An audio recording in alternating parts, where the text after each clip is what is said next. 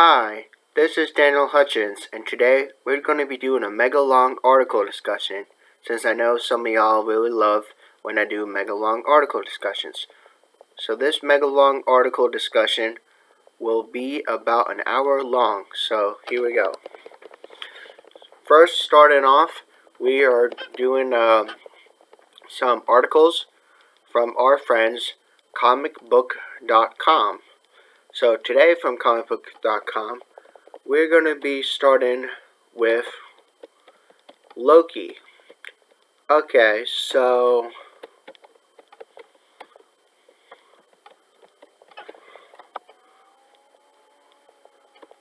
for all time, always like clockwork, a new character poster for Marvel's Loki features the Time Valiance Authority mascot Miss Minutes, voice of Tara Strong. The cartoon clock introduces Loki, Tom Hiddleston, to the TVA when the God of Mischief escapes from the year 2012, using a stolen Tesseract during the events of Avengers Endgame. Veering off from the sacred timeline created by the all-knowing timekeepers by stepping off his path with the stolen Infinity Stone.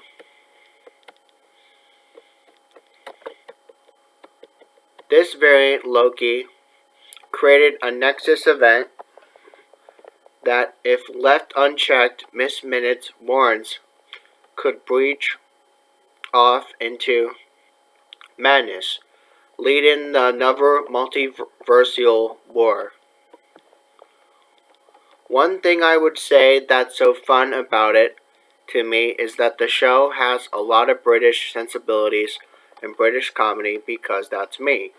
Loki series director Kate Herron told Screen Rant about Miss Minutes and the animated introduction to the TVA. But Michael Waldron, our writer, is from the South in America, and I feel Miss Minutes is him in a way. Just like the way she talks. And I think it's so fun because initially we have Miss Minutes as kind of an introduction to the TVA.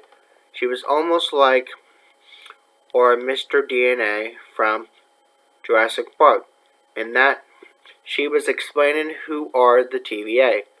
How does the world work? What are the rules? And I think that was fun for itself, Heron added. But then I think we found, as we were developing the stories more, we just kept wanting to bring her back and spend more time with her because she's such fun. Okay.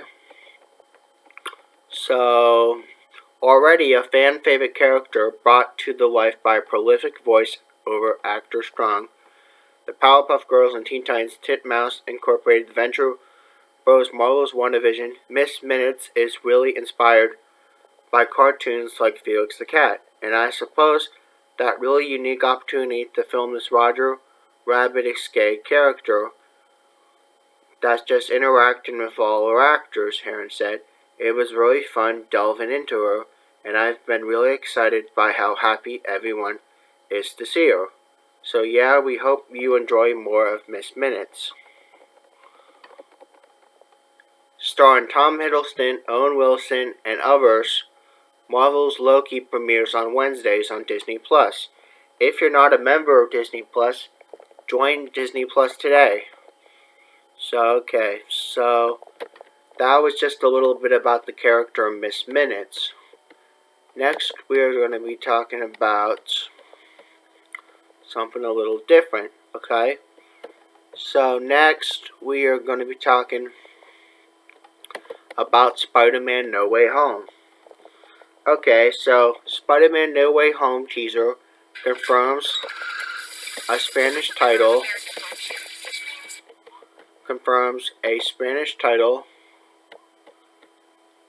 despite a multiverse glitch. Okay, so a new teaser for Spider-Man No Way Home release in Argentina has caught the collective eyes of Marvel fans all over the world. That's because, in addition to revealing Spider-Man 3's Spanish title, which loosely translates to Spider-Man Without a Road Home, This new teaser actually comes with a significant tease. The very end of Spider-Man No Way Home, Argentina teaser features a very curious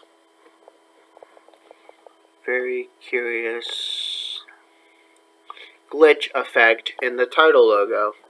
The familiar coloring of the words Marvel Studios and Spider-Man suddenly glitch into a new color that is a deep crimson red. After seeing this teaser, Marvel fans are quickly making some big jumps to conclusions about what the glitch and effect in red logo actually signify. Could this be the first reveal of the big crazy broken multiverse story that Spider-Man rumors have hinted all along? Spider-Man teaser trailer. Sony Pictures Argentina tweeted, then deleted a new glitching logo animation for Spider-Man No Way Home, now with an all-red version of the logo. We guess this could be a nod to similar effects into the Spider-Verse, as well as with WandaVision. So you could watch the teaser for Spider-Man with the glitch effect on the internet then. So, yeah. So there are two versions of it you could see on Twitter as well. So, okay. So that just kind of just goes more into some more tweets. So there's really not much about that article. Alright, so next we are going to be talking about the Flash movie. Okay, so the Flash movie director teases a new suit and a logo. So the new Flash movie director has made a new social media post that seems to tease the new Flash costume and logo that Ezra Miller will wear in the film. Muschietti has been making regular teases and updates about the film's progress on social media, and this look at the new Flash costume comes right on the heels of a similar tease of the new Batman costume insignia Michael Keaton Batman will wear. Along with some similar intriguing details in this image, in the Batman post, the hero's insignia was stained in droplets of blood. This Flash image has a more subtle hint built into it as well. And you can see this on Instagram. So, as you can see, Barry Allen's new Flash suit seems to be wired with circuitry that's centralized around the lightning insignia on the chest. In the DC movie universe, Barry's Speed Force powers come with a considerable amount of electric charge, as we see in more detail around the events of Zack Snyder's Justice League. Flash used this power he can generate to activate a mother box used to bring Superman back to life. However, this design of this new suit seems to suggest that Barry could actually harness that electrical power himself for purposes yet that are unknown. Given the film's plotline of Barry Allen going back to the past and changing history, creating a disrupted DC movie timeline, having Flash master his time travel runs could be a key plot point as well. Indeed, the more that they tease about it, the more it looks like the Flash will indeed be a pivotal film in setting up entire new eras for the DC movie universe franchise. The Batman logo teaser came with a bloodstain that had made fans making associations to the Watchmen series and its DC Comics sequel, Doomsday Clock. That later series was responsible for rebooting the DC Comics universe and its convoluted continuity of different imprints and multiverse realities into a more streamlined and centralized form. It seems very possible and likely that the Flash movie will do somewhat of the opposite by establishing an official DC movie multiverse, and where forms like Aquaman, Wonder Woman, and Flash exist in one corner, but leave room for multiple versions of Batman like Matt Reeves' Batman's or Superman in the Ta-Nehisi Coates' Black Superman movie to also exist in their own standalone universes. In addition to this, they appear in Justice League Shares universe. Okay, guys, so The Flash is supposed to hit in November of 2022. But to keep up with more details of The Flash, you can go to numerous sites and you probably might find some information from there. Okay, so next, time check. Time check, we are 10 minutes in. Okay, so we are going to be doing some more stuff, guys.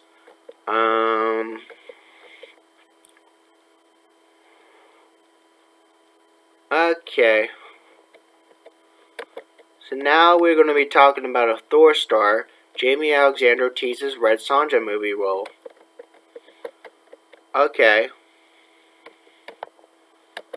So, Thor star Jamie Alexander may have a role in upcoming Red Sonja movie.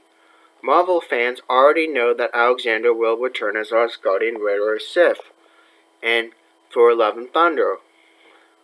She'll be sticking to the fantasy warrior mold if she joins Red Sonja, the film about the swords and sorcery comic book character inspired by the works from Conan the Barbarian, creator Robert E. Howard.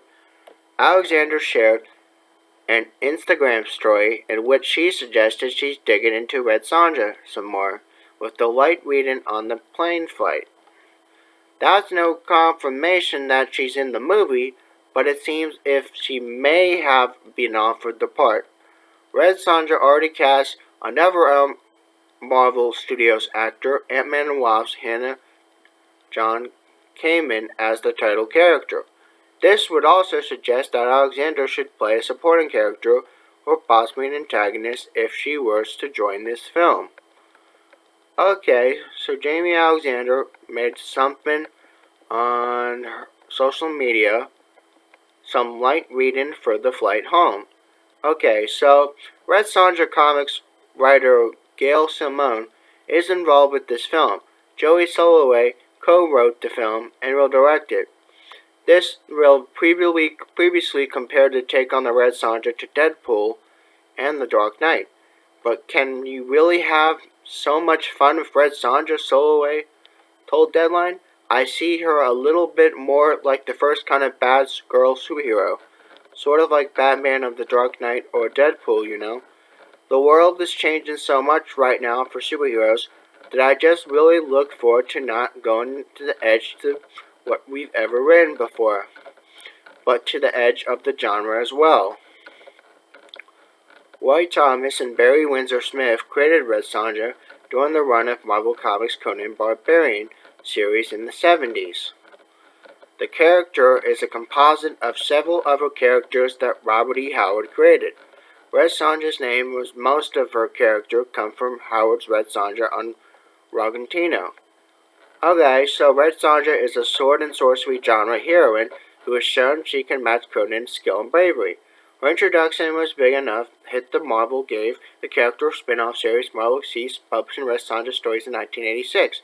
Dynamite Entertainment's been a publisher of Sonja's adventures since 2005. Mark Canton and Courtney Solomon will produce this film, with Krista Campbell and Lady Grobman and Campbell Grobman Films, Andrea Spearman and Topple and Yorif Lerner, Jeffrey Greenstein, Younger Les Whedon, Joe Gatta and Tana Mobley of Millennium are also producers. So, there's a lot of people behind this project that they're going to be doing for the Red Sonja. So, okay. There is more, guys. There is more. So, let's see what else there is. Okay.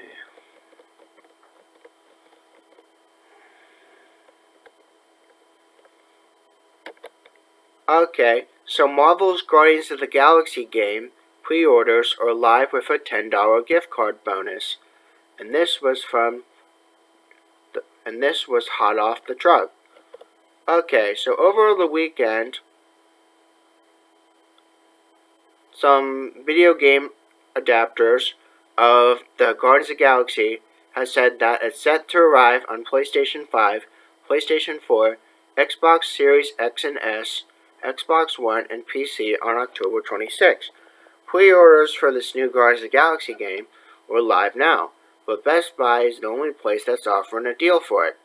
At this time of writing, you can pre-order the console versions of Marvel's Guardians of the Galaxy here at Best Buy, in standard and cosmic deluxe editions, for $60 to $80 respectively. But each pre-order will include a $10 Best Buy gift card that will be sent via email after this game's release. Note that the Cosmic Deluxe edition of the Guardians of the Galaxy game includes the following items: Steelbook case, Sun Lord outfit and Star Lord early unlocked, City Lord outfit and Star Lord early unlocked, Marvel Guardians of the Galaxy The Hits original video game soundtrack digital download, Marvel's Guardians of the Galaxy Art of the Game mini art book hardback 48 page. If you prefer pre-orders for Marvel's Guardians of the Galaxy, are also available here from Amazon without a gift card. You can select your console in addition from a single product page below. So okay guys, you can check out the gameplay video for Marvel's Guardians of the Galaxy game right here, but note that the game is a single player experience and it won't have microtransactions or DLC. If you want to know what James Gunn thought of this trailer, you can find that answer here as well. But finally, you can keep tabs on all the latest news about the game right here on comicbook.com, with an official description reading: fire up a wild ride across the cosmos with a fresh take on Marvel's Guardians of the Galaxy in this third-person action-adventure game. You are Star-Lord, and thanks to your bold yet questionable leadership, you have persuaded an oddball crew of unlikely heroes to join you. Some jerk, surely not you, has set off a chain of catastrophic events, and only you can hold their unpredictable guardians together long enough to fight off total interplanetary meltdown. Use element blasters, tag team beatdowns, jet-powered dropkicks, nothing's off limits. But if you think it's going to plan, you're in for a world of surprises, with the consequences of your actions guaranteed to keep the Guardians on their toes. In this original Marvel's Guardians of the Galaxy story, you'll cross your own paths with powerful new beings and unique takes on iconic characters, all caught in struggle with the galaxy's fate. It's time to show the universe what you're made of. You got this, probably. Note, if you purchase this one awesome game featured here, we may earn a small commission from the retailer, and they say thank you for your support. So okay guys, that is just a little bit of information about the new Marvel Guardians of the Galaxy game that's supposed to come out later this year. Of course, it's for all your PlayStation consoles and for your Xbox consoles and for PC. So okay, we're gonna find some more information, guys. So don't worry, there is always more on here. So okay. Alright. I'm just trying to see if there's anything neat, but there always is. So I'm just trying to find some. Okay. Alright. This was an article from our friends yesterday, and it talks about Loki and Doctor Strange 2 writer reveals his approach to the Kevin Feige Star Wars movie. Okay, so suddenly Michael Waldron is one of the biggest names in Hollywood.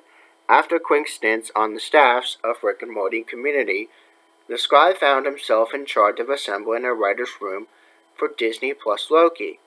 Before the Marvel Studios show was even close to airing its first episode, the Kevin Feige-led outfit hired Waldron to pen the script for Doctor Strange in the Multiverse of Madness, starting a script from scratch with Sam Raimi. Before too long, the writer will get started on his own Star Wars feature, one being produced by Feige himself. From a recent page from somewhere called GQ, Waldron explained that the Marvel Cinematic Universe is built on intense character-driven stories across film and television.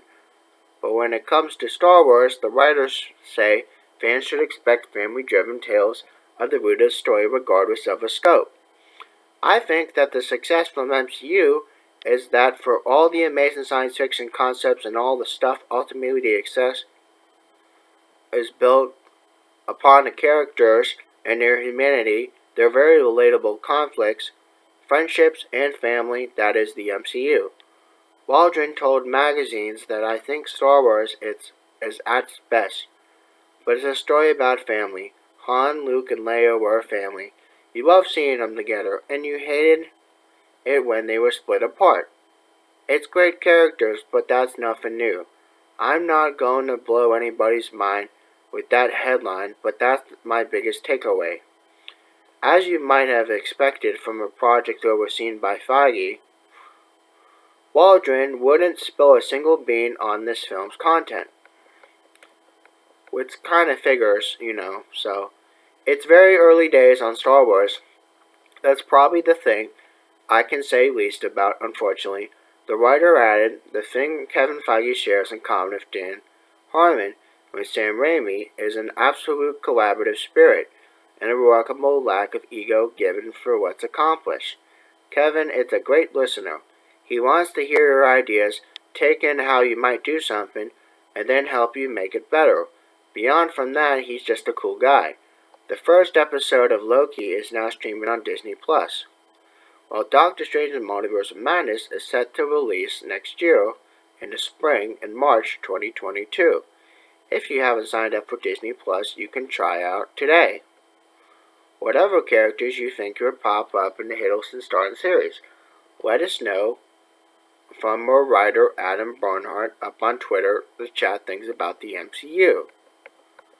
Okay, guys, so that's kind of just telling you a little bit of some hints to Kevin Feige doing a Star Wars movie. Okay, so time check is 22 minutes. My throat is a little bit dry, so I am going to get myself a drink.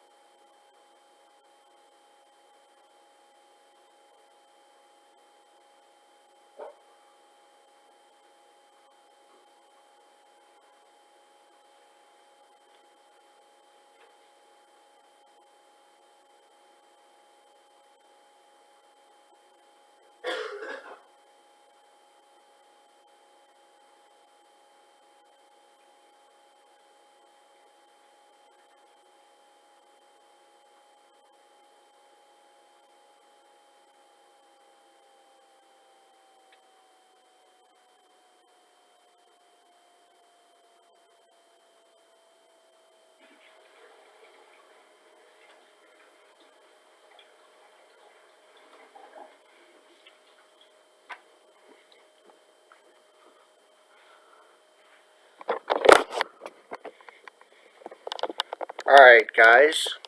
I am just switching locations. And I am going to sit out here in the dining room because the living room is a little too crowded right now. So I had got myself a cup of sweet tea. So now we are going to find some more articles, okay? So we are trying to find some more articles of the comic book universe, okay? So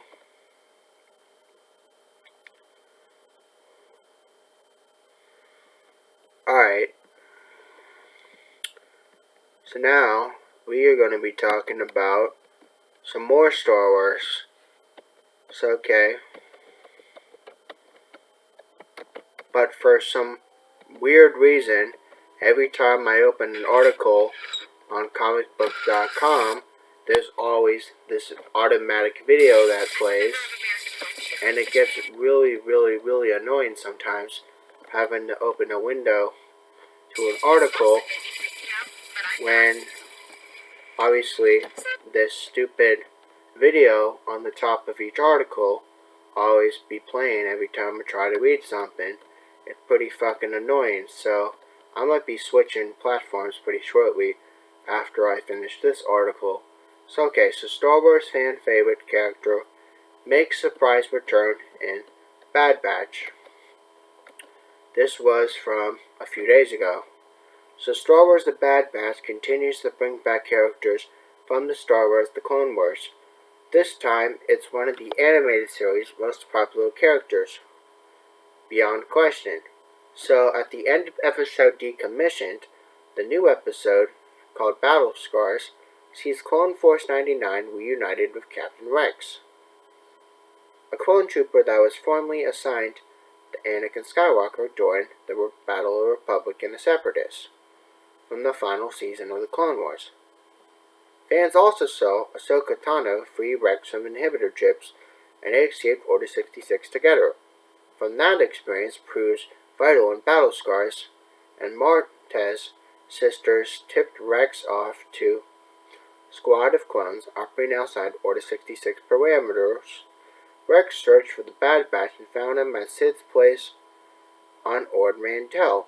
Having felt inhibitor chips' influence, Rex knows how compelling it could be, and worries when he learned the Bad Batch had to remove the chips. He feels particularly urgent about it when he hears about Wrecker's headache. As Battle Scars becomes personal mission for the Bad Batch, Rex leads them to a planet Braca, same planet Cal Kestis is hiding out on, to begin a Star Wars Jedi Fallen Order. A starship graveyard full of trash remnants of the Clone Wars is an appropriate setting for a mission where 5 rogue clones attempt to discard their inhibitor chips.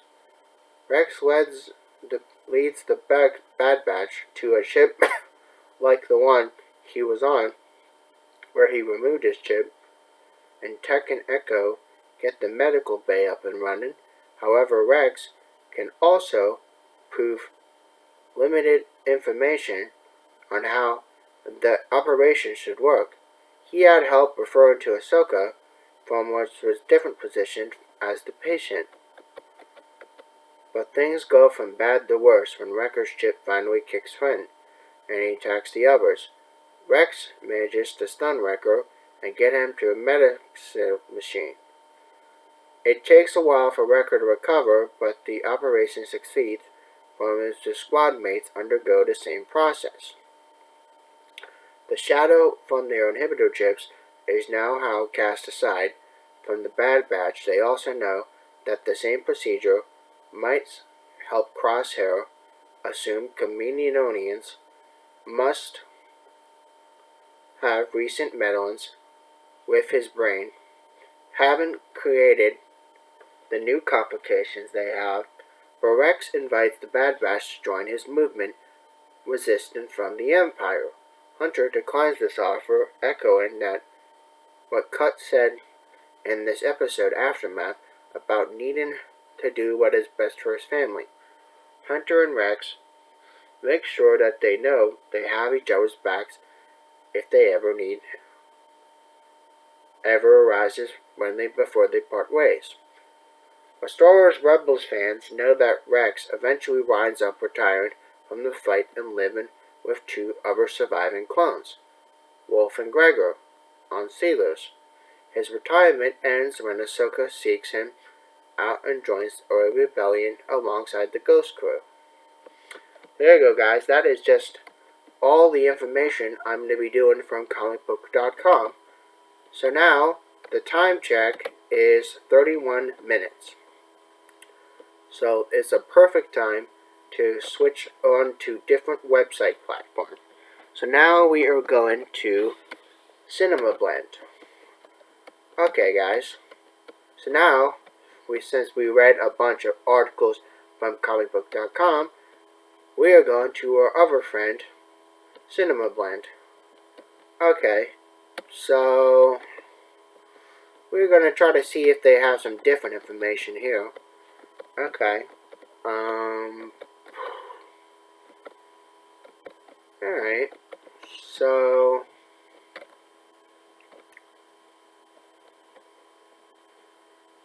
now we are going to be talking about George Clooney. Okay, so George Clooney recalls how Batman and Robin's flop indirectly led to him becoming a movie star. This was from yesterday. Okay, so George Clooney is a man so successful that he can give his closest friends $1 million and not break a sweat. But Clooney has been in so many great movies and has been nominated for and won Academy Awards, and has generally been one of the biggest stars on the planet from the last 25 years. Batman and Robin is one of his most notorious films, maligned by fans, critics, and Clooney himself, but the actor recently recalled how the movie's failure indirectly led him into becoming a movie star. Okay, so believe it or not, the fallout from Batman and Robin actually played a part in George Clooney's rise to movie stardom. It's fascinating to think that a flop could actually be the thing that helped Clooney's career the most. But however, that happens sometimes, but flops usually make things much harder, especially when you are trying to establish yourself in movie world like Clooney was. While speaking on the BAFTA's Life in Pictures, he described his experience after Batman and Robin and what he learned from saying these words. He said, "It had been a year, and I'd gone killed for doing Batman and Robin. I got Batman and Robin, and I understood for the first time, because quite honestly, when I got Batman and Robin, I was just an actor getting an acting job. I was excited to play Batman, but what I realized after that was that I was going to be held responsible for the movie itself, not just by my performance or what I was doing, and so I knew that I needed to focus on better scripts. So the scripts that were more important thing, you can just make a good film out of a bad script. But it's impossible." Okay, so George Clooney talked about his experience to the aftermath of Batman and Robin, and how he realized that he would bear the brunt of the criticism because he was the star of that film. During that point of his career, he was just an actor that got a role. He quickly realized that his choices could make or break him. Clooney says he shifted his focus to finding better scripts to try and better carve out his career of movies. He continued by saying that if your script is bad, then your movie doesn't have a chance, meaning that the quality of scripts would guide his choices. So George Clooney was a major television star, often backed from one of the most popular shows of the era, ER, but his jump to movies didn't go as smoothly as he had hoped for. Clooney says that he came across the script for Out of Sight, thought it was great, and ultimately became attached to the project. Clooney and other film producers, which included Danny DeVito, met with Steven Soderbergh to gauge his interest in directing Out of Sight. Clooney says that both he and Soderbergh were coming off projects that didn't turn out the way they wanted them to, and they both needed a win, as he further had explained. He said these words, "We both needed this to be a success, and it was. It's funny how people look at it now and think it was a hit. It didn't make a dime, lost money, but they tried to release it in summer. It was a bad release strategy, but it was a critical darling, and everybody loved it. It changed my career from that point on, and I was going to allow to make movies, and I wasn't before that. It was all up in the air whether I was allowed to move on from TV into film." So George Clooney and Steven Soderbergh ended up making Out of Sight, which provided a great showcase for Clooney and would result from the pair collaborating many times throughout their careers. Out of Sight didn't do well in the box office, but it was a hit with critics and became a beloved movie that is still one of the best of his career. Out of Sight established George Clooney as a true movie star, and from these lessons he learned from Batman and Robin played a big part in molding the decision-making approach that led him to take his project. Clooney says the cash he built up between Out of Sight proved he belonged to the movie world, that he could cast aside the implications of his TV stardom. So George Clooney is currently spending his time getting real about turning 60 and making commercials where he buys Batman toys and obsesses over Brad Pitt. Clooney is also directing The Tender Bar, which stars Ben Affleck, and during his shoot he even popped up a few times and made some eager onlookers. Needless to say though, a flop really did turn George Clooney into one of the biggest stars. So there you go, guys. That is just a little bit of some interesting information about George Clooney. So now we're going to be looking for some more information about heroes in the comic book universe. So now we are going to be talking about Peggy Carter. Okay, so Peggy Carter's possible cameo from Loki actually makes a lot of sense, and here's why. Okay, so now that Marvel fans had a weekend to watch the first episode of Loki on Disney+, there's some fun bits of speculation starting to make the rounds of that Agent Peggy Carter, played by Haley Atwell, can be spotted in the background of a shot being escorted by an agent of the TVA. The person in question moves by very quick, and it really could be anyone on period clothing and their hair. But the way Loki Tom Hiddleston turned to look on the doorway that was created, forcing US to look at the doorway that's been open, means that Loki director intended us to pay attention to a brief interaction which taking a look at possible Peggy Carter in a shot below. And there's actually a picture here on cinemablend.com for y'all to check out. Okay, so which begs the question, why would the TVA be interested in Peggy Carter?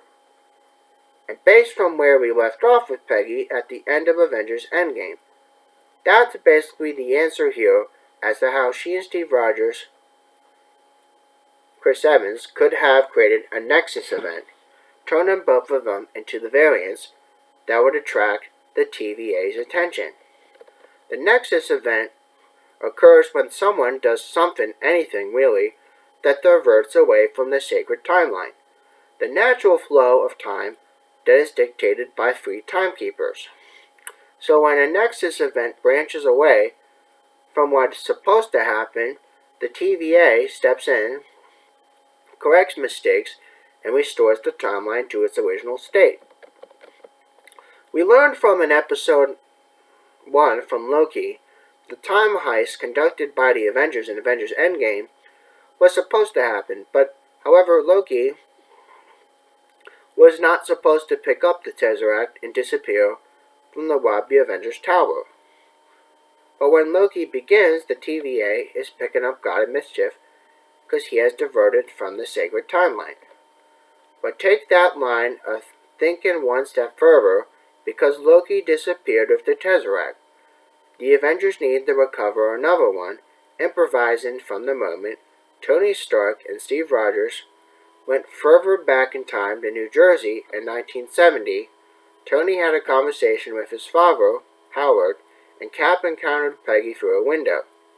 She almost sensed his presence because Tony and Steve weren't meant to return to 1970. That did cause a large enough blip to concern the TVA. Or was the improvisation also part of a process that was supposed to happen in the first place, as determined by timekeepers, and the judges that preside over infractions from the TVA? There is one other major disruption from the sacred timeline that the TVA may have to address. It once again involves Peggy Carter at the end of Avengers Endgame.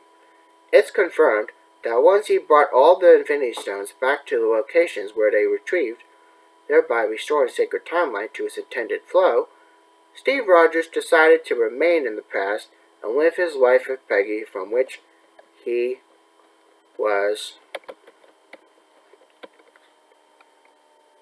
robbed.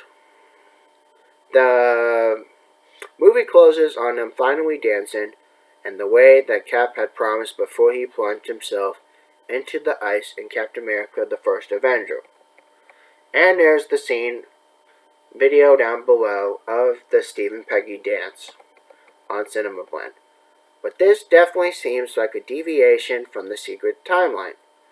The something that was not supposed to happen, Steve choosing to stay from the past, affects things he wasn't meant to interact with, could and should have massive ramifications from the way the MCU timeline was meant to play. But it meant that it feels that Peggy and Steve need the answer for this.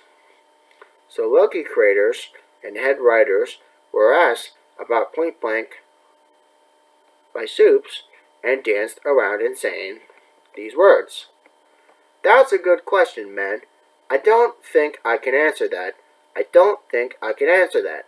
I think maybe, just keep watching. We will, and we'll keep our eyes on backgrounds of scenes. Maybe seeing side characters in MCU. Also thinking about different ways the actions of Marvel characters might have been disrupting the sacred timeline. Loki continues with episode 2 this Wednesday. There you go, guys. That is just a little bit of information. I'm catching up with Peggy Carter's possible cameo from Loki, which actually makes lots of sense, given fact you had all that stuff that happened from Endgame. So now we go into another article, and I have an hour and 5 minutes left on my battery on my laptop, and the time check right now is 43 minutes. So I'm going to try to do a little bit more, and then I'm going to close this up. Okay, so next we are going to be talking about Arrow. Okay, so Arrow Stephen Arnell is just as pumped as we are to see the boys Jensen Ackles as a superhero. Okay, so green super suits are on the rage these days. Amazon's R-rated superhero series, The Boys, recently unveiled the first look at Jensen Ackles' new Season 3 character, Soldier Boy. Though fans couldn't get enough from it, one of the more recognizable fans who couldn't get enough was Ackles' buddy and fellow CW alum, Arrow veteran Stephen Arnell. Okay, so as someone who wore a famed supersuit for 8 seasons from Arrow, Stephen Arnell is as pumped as ever to see his friend Jensen Ackles rock his own signature costume from upcoming season of The Boys. The Arrow alumni showed his support to the former Supernatural star on Instagram with a selection of pics, both of them together, and I'm singled out from the costumes, not to mention some sweet captions to go along with it. Check out below. So there are some pictures of them together on, so this is from Stephen Arnell. and it's from Instagram, and it has 673,000 likes. But that's probably changed now, but you can go to Instagram and check it out. Okay, so Stephen Arnell and Jensen Ackles have been best buddies for years now, bonding over their respective run-in CW shows. Earlier in the month, Ackles gave a shout-out to Arnell, the Flash star Grant Gustin, and all other super actors from the mist are constantly working with the staying in heroic shape. If Ackles didn't know the struggle before, he was definitely beginning to understand it. After all this work, and while Ackles doesn't have as much experience being a superhero as Arnell, fighting demons and supernatural creatures for 15 years has helped a lot. So now, it was last August when Jensen Ackles was first announced to be joining the Amazon series and reunited with Supernatural creator Eric Kripke, who also created The Boys. Fans quickly got excited as the thought from seeing the former Monster Hunter as Dot's very first superhero, with some even envisioning just what his suit would look like. And once filming started on Season 3 earlier this year, Ackles became pretty unrecognizable, though growing a beard, making his character much more distant from Supernatural's Dean. Since Ackles began filming on the series in April, fans haven't stopped wishing him good luck from superhero journeys. And while there isn't confirmed release dates from Season 3, there are been plenty of teases as to what to expect from the new season.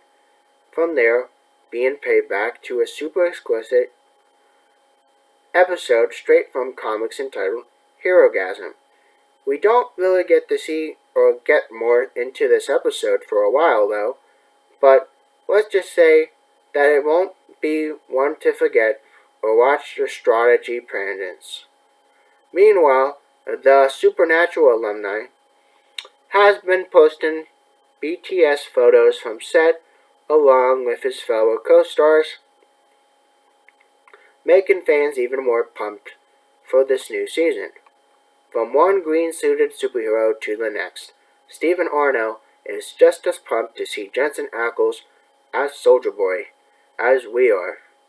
It'll be interesting to see actors' introductions into this highly sorted superhero world. Maybe there'll even be a Green Arrow Easter egg somewhere referencing his super friends. I mean, it would probably be a little green arrow tattooed on someone's genitals, but a reference is a reference. As everyone waits to see Soldier Boy in action from Season 3 of The Boys, stream the first 2 seasons from Amazon Prime, and check out what shows to look forward to for the summer 2021 TV season. So there you go, guys. That is just a little bit of information about Jensen Ackles and Stephen Arnell. Because after all, you know, they're best buddies. So, it's recent information.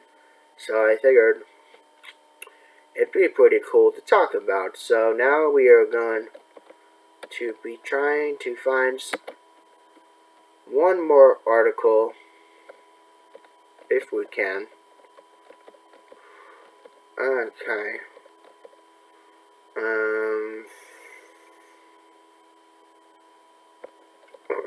Now we are going to be talking about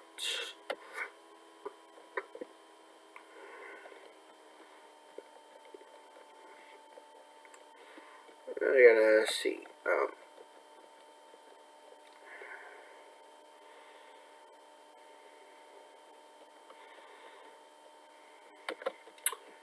Okay, so this is from a couple days ago, guys, but this is about Jason Momoa from Justice League.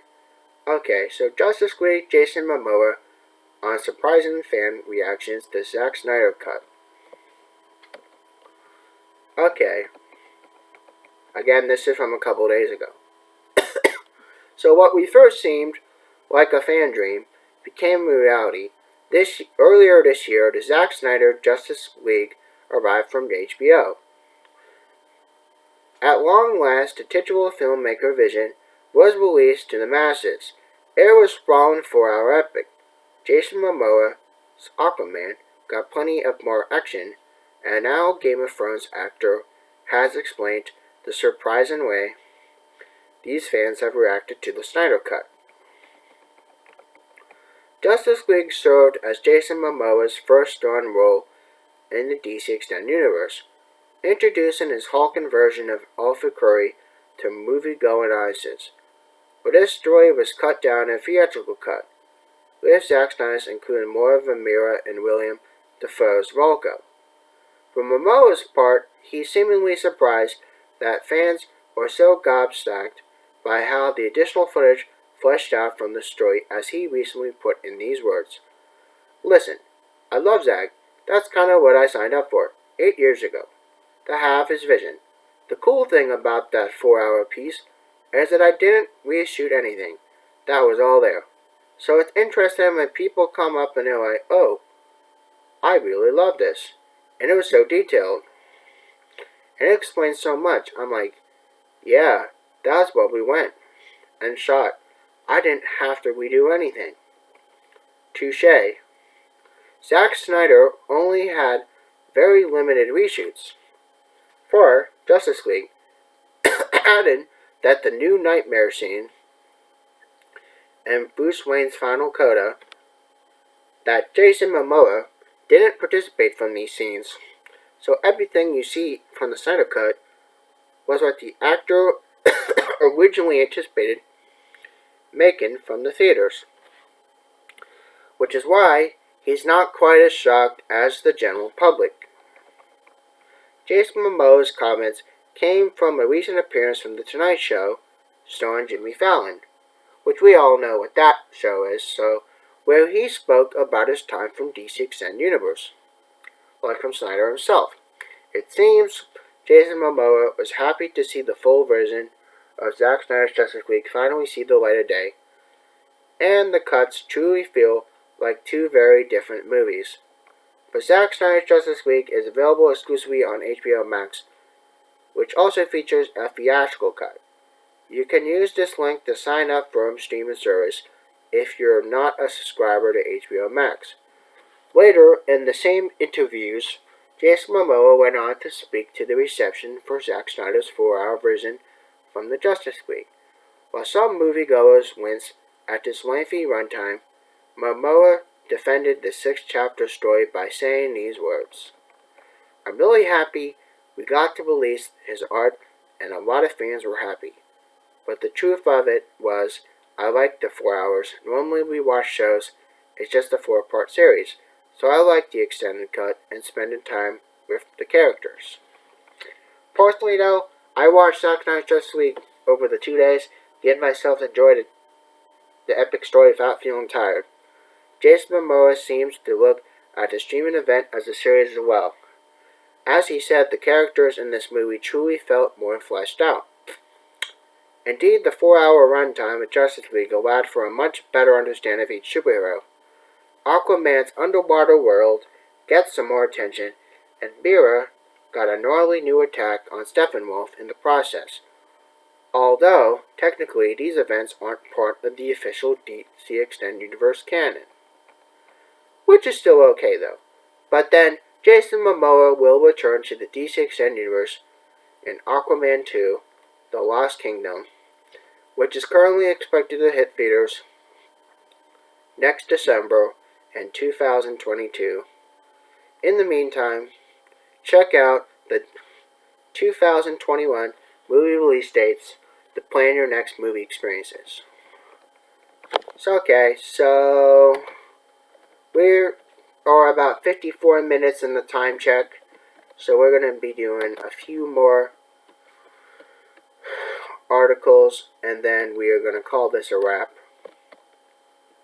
But right now, my computer has 41 minutes left of battery life, so I am going to switch locations again, and I am going down to my room so I can still do the video and be on a computer at the same exact time. So that's the big thing, making sure that you don't lose anything. So, as you might notice, I'm plugging my laptop in, and I'm trying to grab, I want to try to find some socks. I have to find some socks. I'm going to put my eggs and bacon socks on. Hold on. It's going to be a little bit, guys. So I'm not in no hurry, so. The big thing is just making sure that I don't lose the project. Because that will really stink. So, I'm just putting on my eggs and bacon socks, and then I'm going to sit at my desk. He's a little tight. Okay, so then gotta slip my Crocs on, or some sort of shoes, for that matter, and I have to roll my chair over, because it's really important to roll my chair over. Okay, so we are going to be doing a few more articles, and then we're going to close this out. Okay.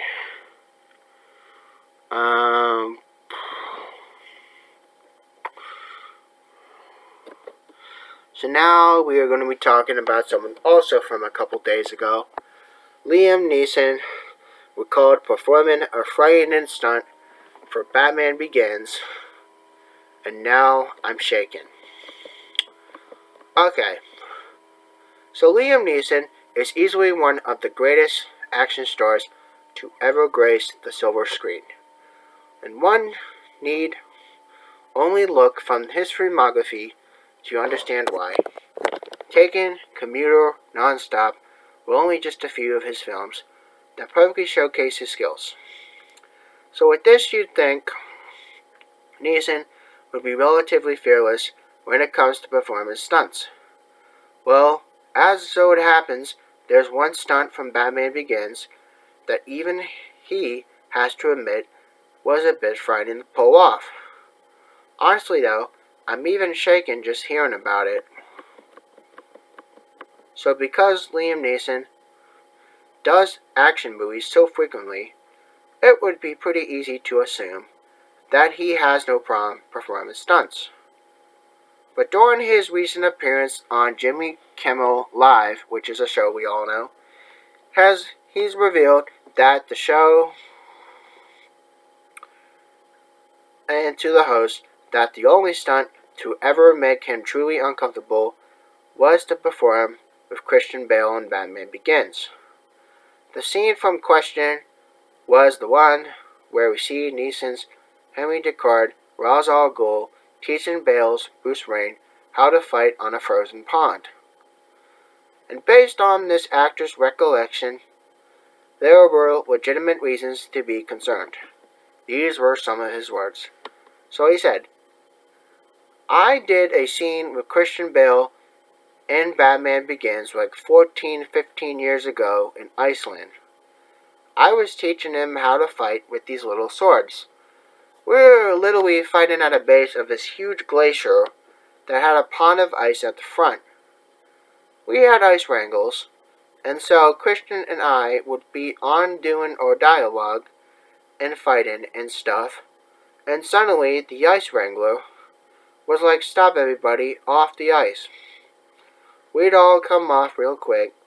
This glacier would move maybe 2 inches, and the noise that came up through the earth, and seeing this ice buckle then settle again was very, very frightening.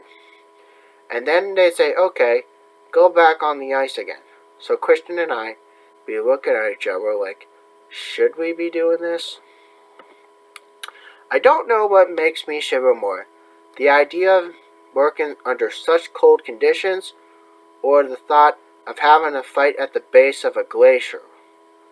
The Batman Begins scene itself is tense to watch, but one can only imagine, though, that what it would have been like actually perform such a feat. Thankfully for this, though, it sounds like filming continued without any cast or crew being injured, which is always a good thing too. So from the present, Liam Neeson doesn't seem to have any interest in returning to the superhero genre, though it's no due to the stunts that come with him. The actor explained that he's not the biggest fan of the genre and would prefer not to spend hours working out every day to fit in a spandex costume. It's honestly disappointing, especially when you consider how good he was in Christopher Nolan's Dark Knight trilogy. All three of those movies can be streamed from HBO Max, and you could sign up from a link. If you're not a subscriber of HBO Max, you can join today, and you might get some of that content. So, fans may also be sad to hear that the 69-year-old Liam Neeson is making a major change. From the actor revealed earlier this year that he plans to retire from the action thriller game relatively soon. But thankfully, Neeson still has a few more to come, with his next movie ironically being Netflix's Ice Road. The first trailer teased on an intense movie that actually cost the streamer quite a bit of cash. Whatever the future holds for Liam Neeson, let's just be grateful that he's been willing to put himself in tricky situations for the sake of our entertainment. It'll be cool to see how he continues to surprise and shock audiences before he hangs up for retirement for good. So, okay, guys. That was a little bit about Liam Neeson. He was the actor who was from Batman Begins, and he played Ra's al Ghul. So I thought that would just be some interesting flashback information. We could kind of look back memory road and kind of see what that was all about. Now the time check is 1 hour and 2 minutes. We're going to be doing a little bit more, and then we're going to close. Okay, so now since we just talked about Ra's al Ghul, Liam Neeson, we're going to be talking about something a little different now. Okay.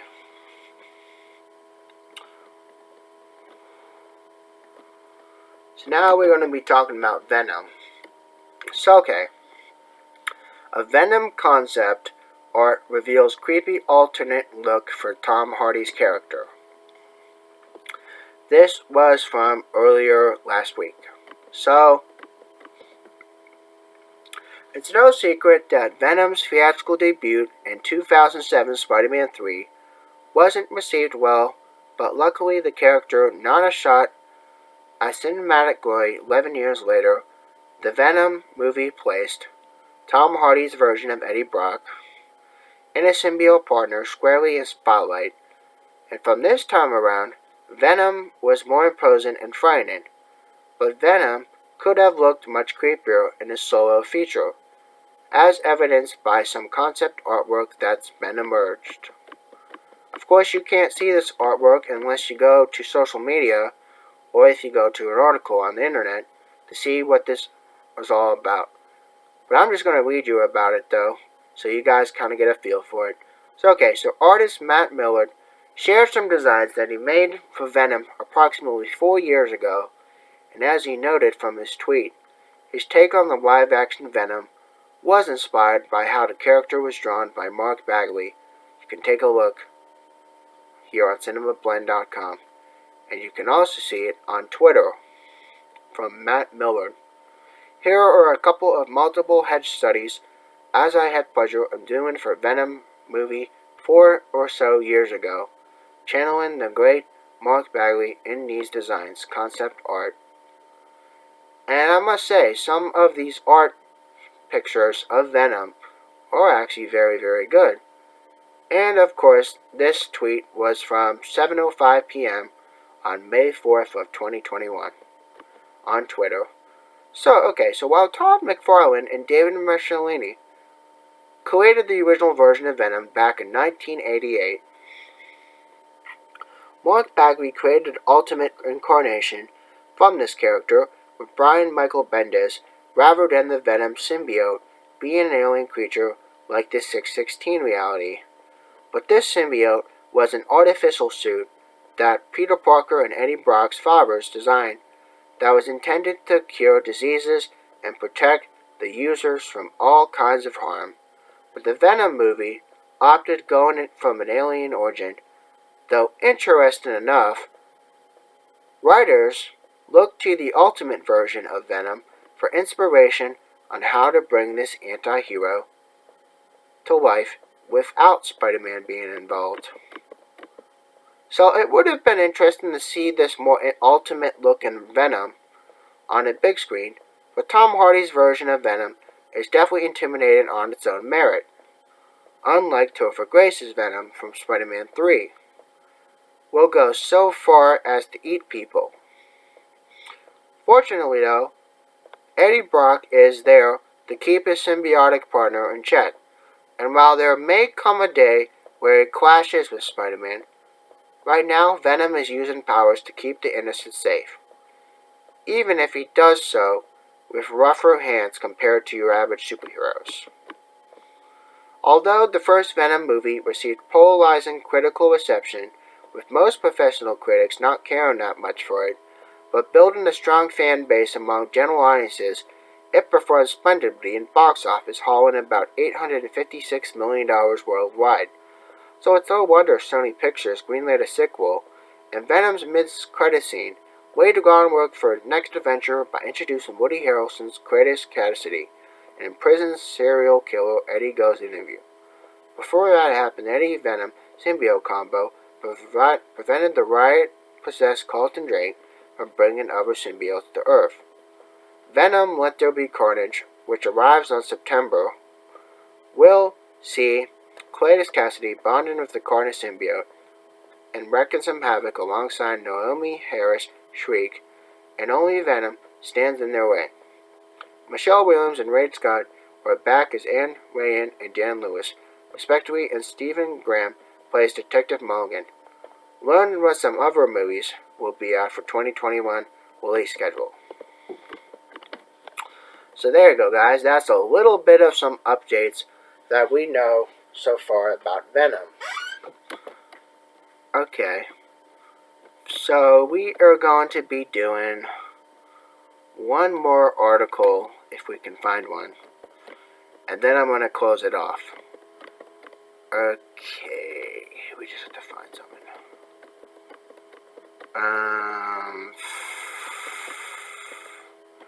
Hold on. It might take a little bit, guys. Take a little bit.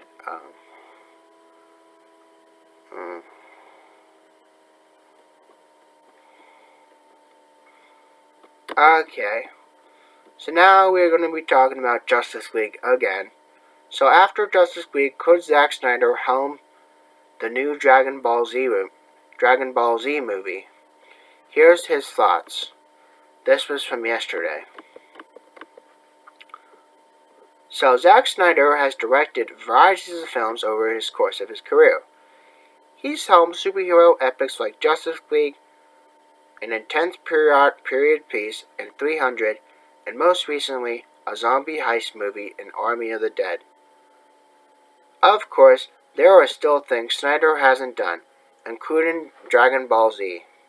Hearing Dragon Ball and Snyder in the same sentence is sure to elicit different feelings among fans.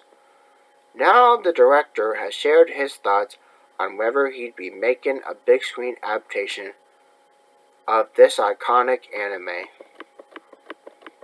It goes without saying that Dragon Ball Z is one of the most popular animes of all time, and has made a serious dent on pop culture. Many among the fan base have been likely looking for a worthy live-action motion picture. But there are plenty of directors out there who could take this job, and Zack Snyder is certainly an option. But would he be willing to take on such this project? Here's what he told YouTube's Tyrone Magnus. These were his words. Yeah, I would consider that. I mean, if it came around, but definitely I would do an anime remake or live action. That would be fun because I love animation, and I've been watching a fair amount. I watch a ton of anime with my kid, who's too young to watch it, but we watch it anyway. So it looks like Zack Snyder's definitely down to direct a live-action adaptation of anime. In addition to this, the director is a fan of the medium.